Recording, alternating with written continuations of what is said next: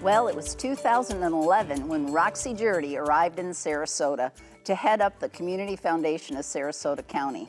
And from the very beginning, the Patterson Foundation and Community Foundation found ways that we could partner and work together.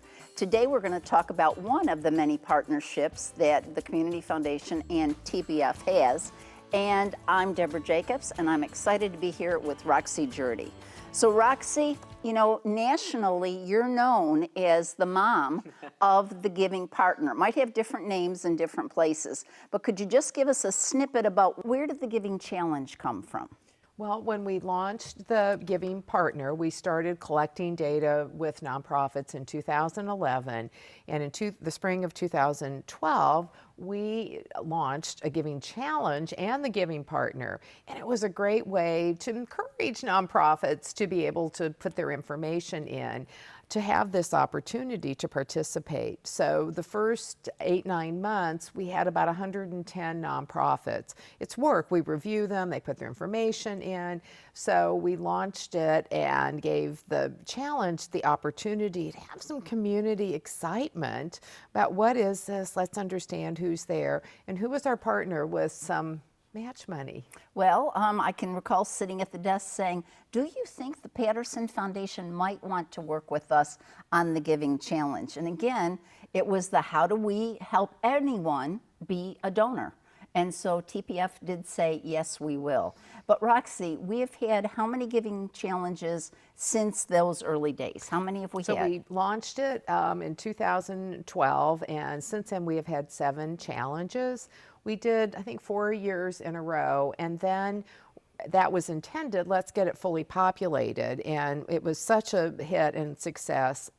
Thanks truly to the incentives and motivation. The Patterson Foundation has evolved to make this just this community-wide excitement. But we realized, you know what, we want our nonprofit partners to really steward those donors that they get in that are new, as well as the current ones that they have, and to sharpen their own online fundraising skills. So we have moved to an every other year sequence of dates. So when we think about the in the early days, there was skepticism about what was this thing and would it really work? And I love how every year there's been learnings. Every year we've learned how to be smarter. Not every year, but each time we have a challenge, we learn how to be smarter. The Patterson Foundation surely has learned how to modify its matches to propel more donations. But in the world of why is this a strategic thing, the Giving Challenge? It's not just let's have a party, but it actually helps build nonprofit muscles, right? Absolutely. They have to have a strategy. They need to make a plan and then obviously execute on it. We also have all sorts of prizes to encourage, partnerships to best video, best campaign. So it really is a way, how do I tell my story of who I am as a nonprofit, what I'm accomplishing?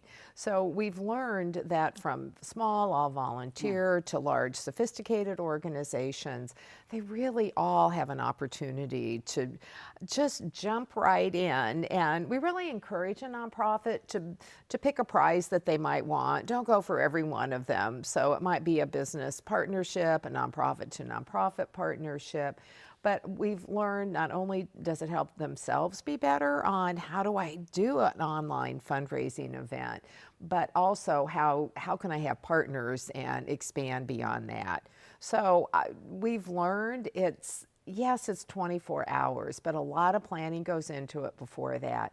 And more importantly, we build out a strategy and a marketing public relations structure that by themselves would not be as successful, but when it's for the community and we can really rally everyone to be a philanthropist, that's the piece of this, that it becomes bigger than who you are.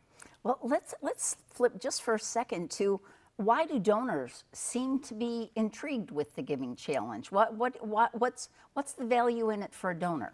Because you get addicted to the leaderboard and you can't turn it off and you keep going to it. And we have stories of people who wake up in the middle of the night. I wonder how much they've raised and who's on top of this leaderboard. So With 700 nonprofits participating, is it a competition? Not really, but yeah, it is, because you're seeing somebody at the top with the number of donations that they have and the dollars that they've raised. And now nonprofits have their own matches in addition to the TPF match. So there is such an energy and enthusiasm, and truly that leaderboard just becomes, you can't turn it off, and you keep going back to it. Well, and I love some of the stories about how families actually make the Giving Challenge a family event. Do you want to tell a story about that? Well, we have so many wonderful families, and they want to introduce their children to giving.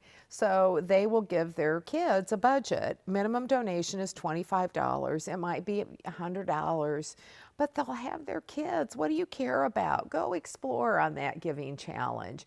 And you get to make a donation, and then let's talk about what you chose and why did you choose that. So that begins that family conversation, and more importantly, passing on those charitable values to their kids. So there's a Giving Challenge coming up this year in April 26, 27. So I would like to just share that the Patterson Foundation is again going to do its match 1-to-1 up to $100 for every unique donor to every unique organization. So we're interested to see what happens. We are too. So tune in at noon, go to the givingchallenge.org, and you're going to start watching that clicker go. Watch that leaderboard. It just doesn't stop. And if for some reason you can't sleep, you can make a donation anytime during that 24 hours to propel the organization whose mission speaks to your heart. Thank you. Thank you, Debra. All right.